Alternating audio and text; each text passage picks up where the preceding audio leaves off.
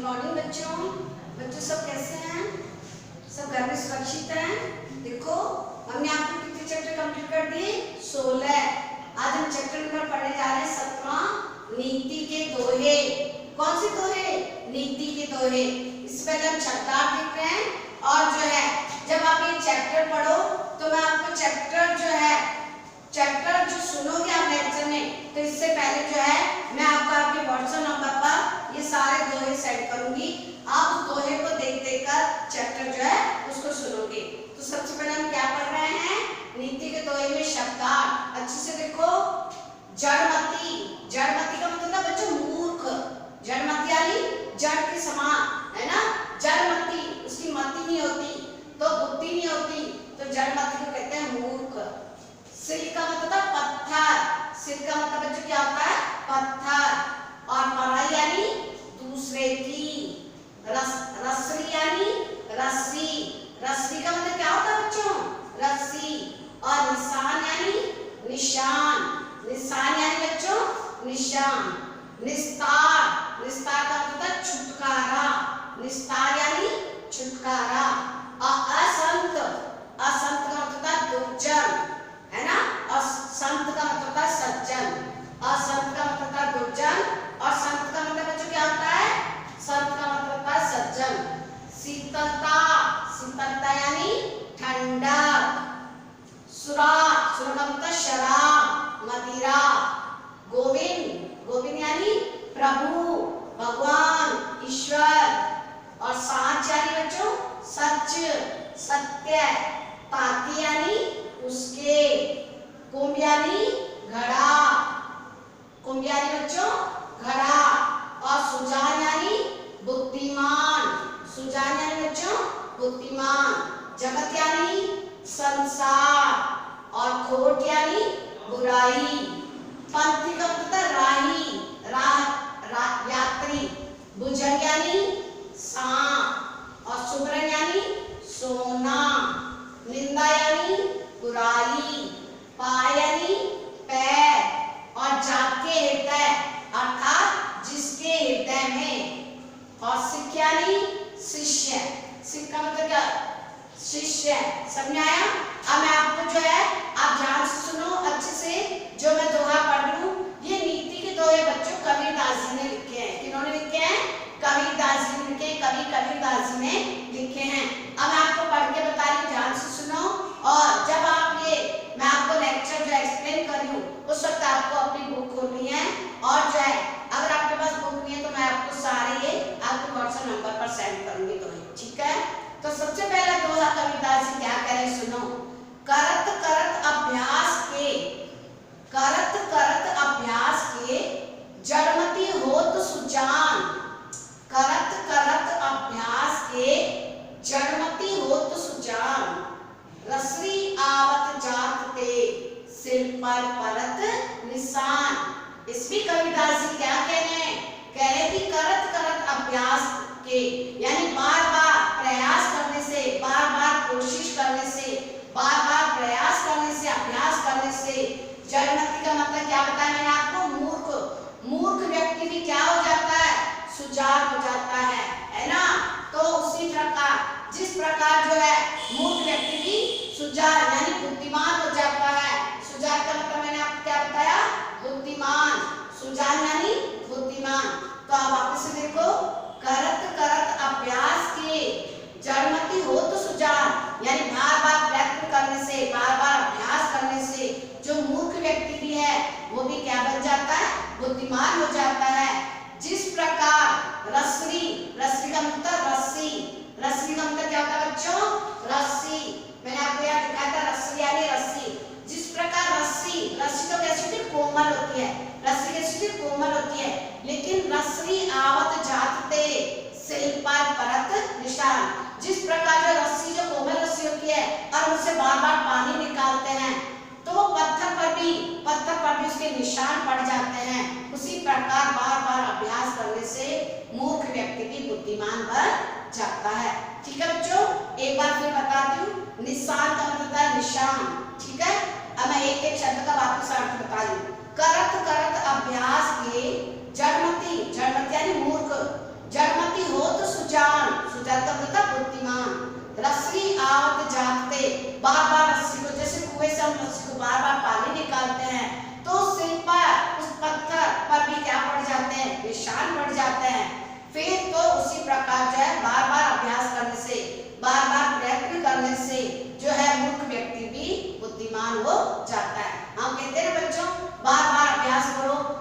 अच्छे से याद हो जाएगा। गणित में, मैथ में जो हम आपको कहते हैं बार बार सवाल करो, तो बार बार सवाल करने से एक बार ऐसा होगा कि वो सारा कुछ हमें आ जाएगा। ठीक है, अब दूसरा देखिए, रूखा सूखा खाई के, रूखा सूखा खाई के ठंडा पानी पियो, देखी पराई चूपड़ी मत ललचाओ जियो। रूखा सूखा कविता जिसमें कहते हैं कि भगवान ने आपको जैसा दिया है बहुत कुछ अच्छा दिया है ना। तो रूखा सूखा खाई के यानी आपकी प्रैक्टिस से आपको जितना मिल रहा है, जितना भी है, जैसा भी है, उसको खाकर और आप ठंडा ठंडा पानी पियो। कैसा पानी पियो? ठंडा ठंडा पानी पियो। देखी पराई चुपड़ी, आप दूसरे की जो है घी से चुपड़ी रोटी को देखकर जो है अपनी जीभ को मत ललचाओ, अपने जीभ को यानी लालच मत करो। भगवान ने आपको जितना दिया है, आपकी जो है प्रयत्न से आपको जितना प्राप्त हुआ है, उसको ही खाकर जो है ठंडा पानी पियो। और जब दूसरों की चीजों को देखकर जीभ नहीं ललचानी चाहिए, अर्थात दूसरों की चीजों को देखकर जो है हमें लालच नहीं करनी चाहिए। एक बार फिर सुनो, रूखा सूखा खाई के ठंडा पानी पियो, देख पराई चूपड़ी मत ललचावे जियो। अर्थात कविता से में क्या समझाना चाहते हैं कि रूखा सूखा हमारे पास जैसा भी है, चाहे वो रूखा चाहे सूखा, अर्थात उसमें घी ना लगा हो, यानी कैसा भी भगवान हमें दिया है, जितना हमने प्रयत्न किया है, जितना हमारे भाग्य में है, भगवान ने उतना दिया है, तो उसी को खाकर जो है ठंडा पानी पीना चाहिए। अर्थात हमारे जीवन में जितना कुछ प्राप्त हुआ है उसी में संतोष रखना चाहिए। दूसरों की चीज को देखकर अपना जी ललचाना नहीं चाहिए, हमें लालच नहीं करनी चाहिए। ठीक है बच्चों, अब तीसरा देखो, सबसे अच्छा दोहा, विद्या धन उत्तम है, विद्या धन उत्तम है, धन माया बेकार, अनपढ़ का है जगत में नहीं कहीं निस्तार। कवि क्या कह रहे हैं? सबसे बड़ा धन कौन सा है? सबसे बड़ा धन हमारे पास विद्या है। विद्या सबसे उत्तम धन है। अगर हमने विद्या प्राप्त कर ली तो अर्थात हमें सब कुछ प्राप्त हो गया, और बिना विद्या के हम अनपढ़ कहलाते हैं। तो विद्या धन उत्तम है, धन माया बेकार। ये जो संसार में मोह माया है, ये संपत्ति है, ये सब कुछ बेकार है। अगर हमने ज्ञान प्राप्त कर लिया भगवान का, अगर हमने ज्ञान प्राप्त कर लिया तो हमें सब कुछ जो है प्राप्त हो गया। अर्थात कबीरदास जी कहते हैं, कबीरदास जी के कहने का भावार्थ ये है कि जो विद्या अर्थात ज्ञान जो है, ज्ञान अगर हमें मिल जाता है तो ज्ञान जो है वो सबसे बड़ा धन है, सबसे उत्तम धन है। और ये जो धन, ये जो संपत्ति है, ये सब बेकार होती है क्योंकि हमारे साथ नहीं जाती। हमारे पास जो ज्ञान प्राप्त है, अच्छी अच्छी बातें हैं, वही हमारे साथ रहती है। तो विद्या, जो विद्या धन होता है, वो सबसे उत्तम धन होता है। अनपढ़ का है जगत में नहीं कहीं निस्तार। और जो व्यक्ति अनपढ़ है उनका कहीं छुटकारा नहीं होता, कुछ प्राप्त नहीं होता है। अर्थात हमें क्या प्राप्त करना चाहिए? सच्चा ज्ञान प्राप्त करना चाहिए। क्या ज्ञान प्राप्त होना चाहिए? हमें सच्चा ज्ञान प्राप्त होना चाहिए। अगर हमारे पास सच्चा ज्ञान है, अगर में विद्या है हमारे पास, तो ये सबसे महान जो है उत्तम धन है। इस धन से बढ़कर और कोई धन नहीं होता है। तो कबीरदास कहते हैं, जो हम कहते हैं मोह माया, ये हमारी संपत्ति, ये सब कुछ बेकार है। हमारा सबसे बड़ा, सबसे उत्तम धन हमारी विद्या है, हमारा ज्ञान है।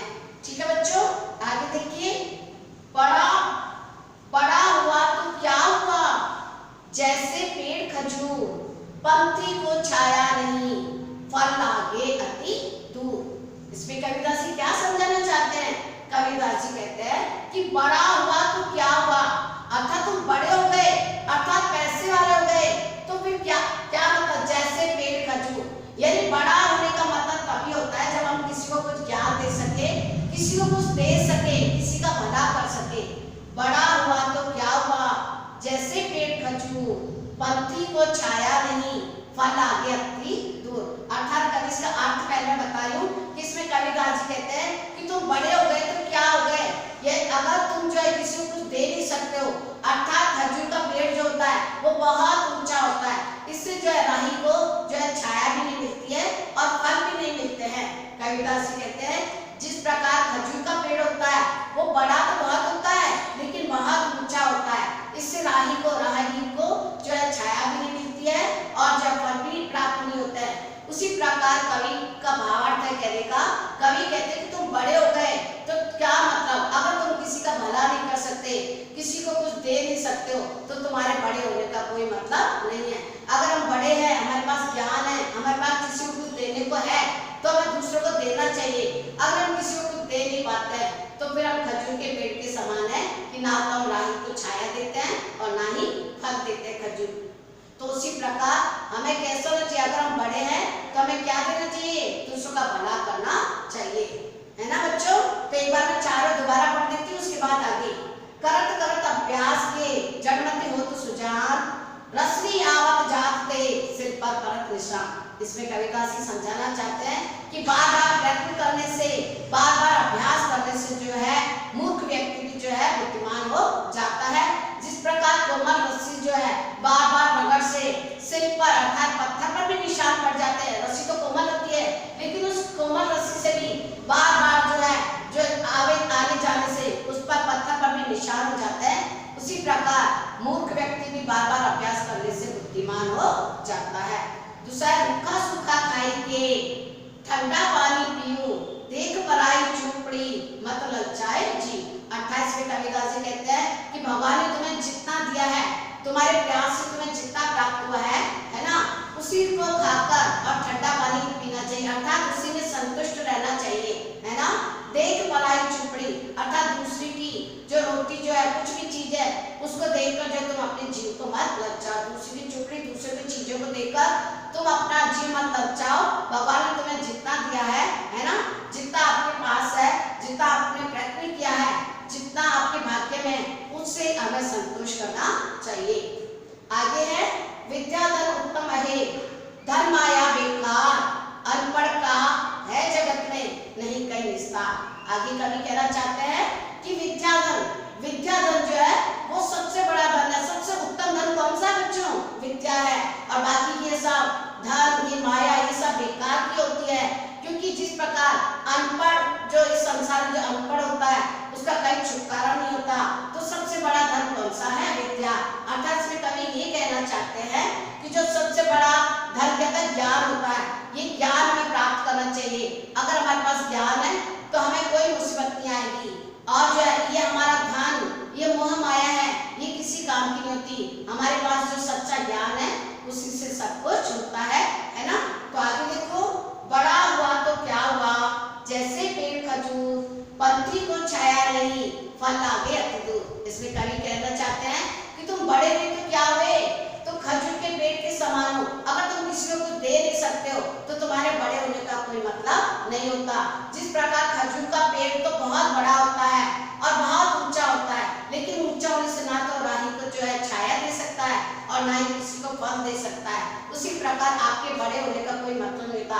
अर्थात अगर हमारे पास ज्ञान है, किसी को कुछ देने के लिए है, तो हमें दूसरों को देना चाहिए। अपने पास रखने से जो है आप बड़े नहीं होंगे। ठीक है बच्चों।